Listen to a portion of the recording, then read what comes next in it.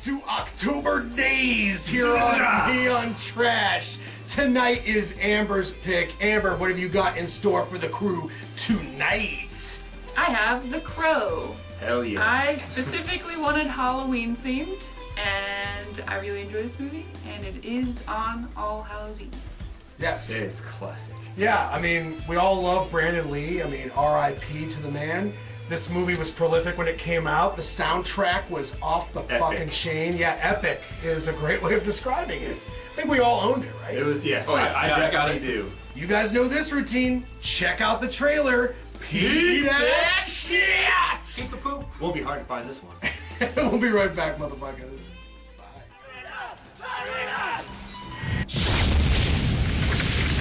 Devil's Night is upon us again. Throw a little party, start a bunch of fires, make a little profit.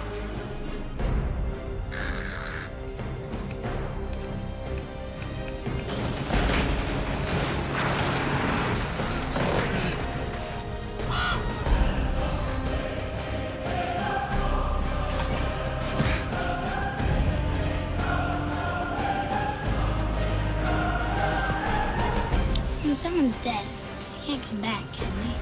That's what I thought. Are you referring to anyone in particular?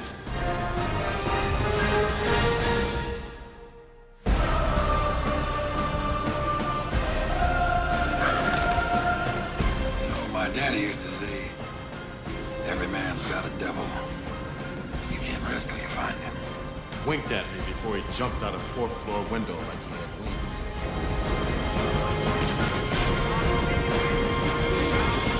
The crow is his link between the land of the living and the realm of the dead. So you killed the crow.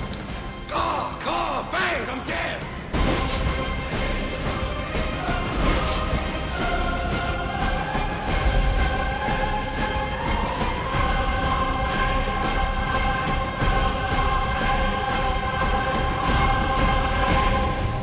The devil stood and felt how awful goodness is.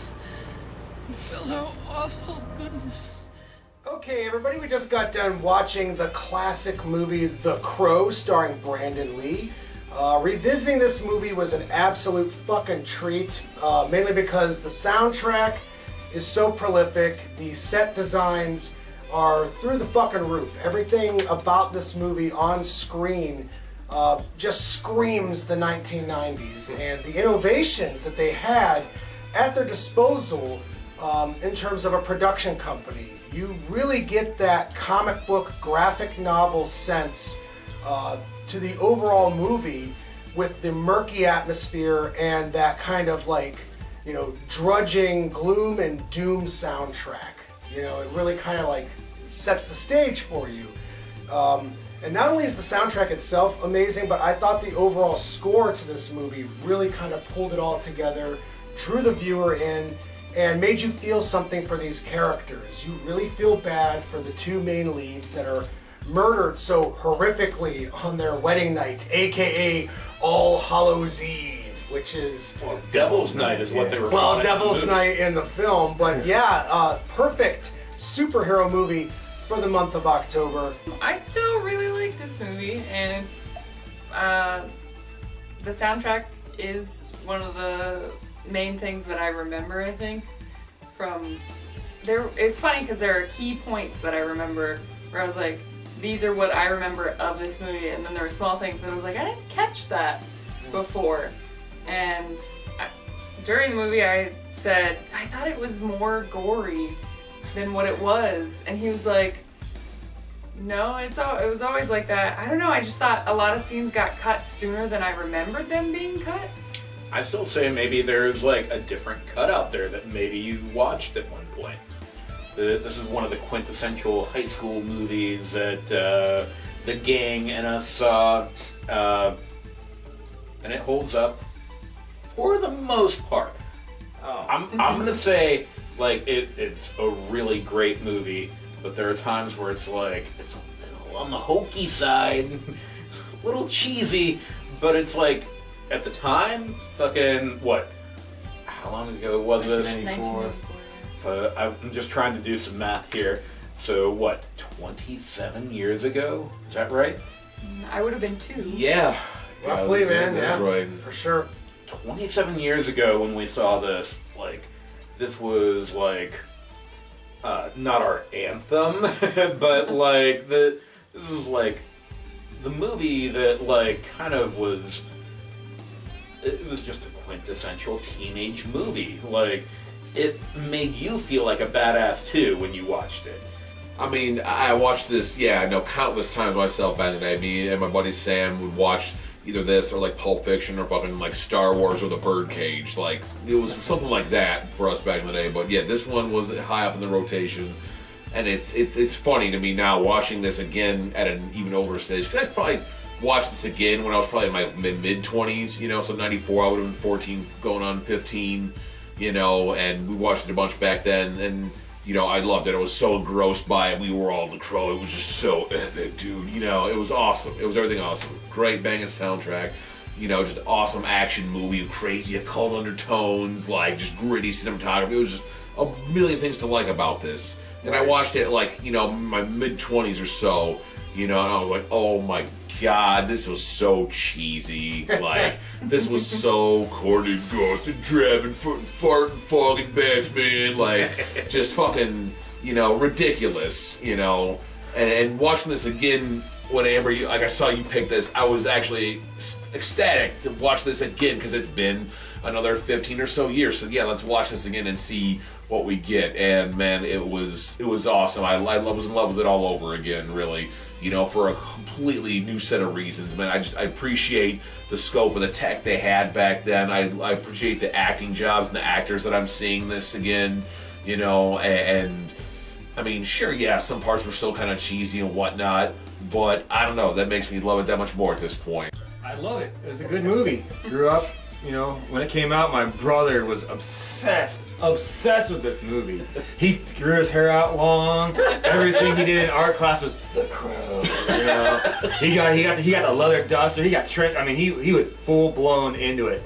I mean, since his last name was Crow, he was like just dead set. Extra identified with. Like, yeah, he was like, ugh, I am Brandon Lee. You know, but then again, I was funny. Like, we were young, dumb, easily influenced, and I was like, okay, you know, looked at my brother, like, all right, cool, and then saw the movie, I'm like, this is a good movie. And then, you know, he also had he had the soundtrack on cassette tape, you know, so we listened to it all the time. He told me about all the parts before I saw it, like, oh, this happened, this scene, this song, this stuff. So that's why it's like everything about this is like, you know, sentimental and such an influence on me when I was a kid. And, you know, it takes me back and makes me love it even more. You know, I don't care how old I am. I'm going to still watch it and still love it. I feel like the movie's very breezy. Like, this is like... It is. You know, I mean, everything happens in it kind of wham, bam, thank you, man. There's a lot of violence. The Rock is chugging. The scenes are very kinetic. Welcome. There are some bad sequels to this Oh, God, movie. yeah. I don't even know if we need to mention those, honestly. Never seen it. Yeah, I've seen probably a few too many. Part 2 was god-awful. 3 was somehow even worse, and I don't even know what the fuck Part 4 was, but... And you didn't want to play the video game. No, absolutely. Sega Saturn game. Yeah. No good. Good. All you really need is this right here. This and the comic book. You just need the original movie. You need the legacy of the comic book. You need the legacy of the actor and what happened to him behind the scenes with his death. And that right there is all-encompassing of The Crow. And he was a cultural phenomenon in the 1990s. The music, the way the movie was shot, and the comic books. That was 90s grunge culture. Yeah, that was awesome. us in the arcades as teenagers, eating pizza, drinking pop, playing Mortal Kombat, watching The Crow. Going out at night, just not being supervised by our parents. Listening to Stone Temple Pilots and Nine Inch Nails and just being, you know, little hellions. You know, that's what it was. Drinking Mad Dog 2020. That's what it was all about. Steel Reserve. So I gotta say, Mountain Dew and Surge, baby. I gotta say though, I think this is still a winner all these years later. Star counts. From here on out, Tommy the Hammer gives the original The Crow a solid 8 out of 10. Me. I don't know, purely for like nostalgia, because I didn't see it when it first came out, like all you guys said. Oh. I was 2, so I saw it years later. This girl over here. And I don't even know when the first time I saw The Crow was, but like the music and certain parts are like the main things I remember, and just those still stand up. And I don't know, it is really a classic to me from being a kid, and I give it a 9. Ooh, la la. Beanie Boy? Well, like I said, we related. I don't know why, but we related with this character.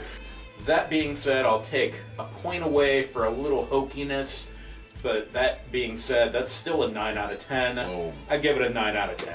This is a tough star count for me, honestly, because I gotta be honest about certain things, but I have to be honest about my feelings too. Uh-oh. And that being said, I'm still gonna give this a 9. Nice. Definitely a good point for nostalgia, and just man, I do just having loved this flick, still like this flick. It's awesome. I gotta give it a 9 out of 10. Haze days? Well, it hits me right in the feels too, man. I mean, is that right in the crotchal region? Exactly. Anyway, Well, you can feel elsewhere. you got nerves everywhere in your body.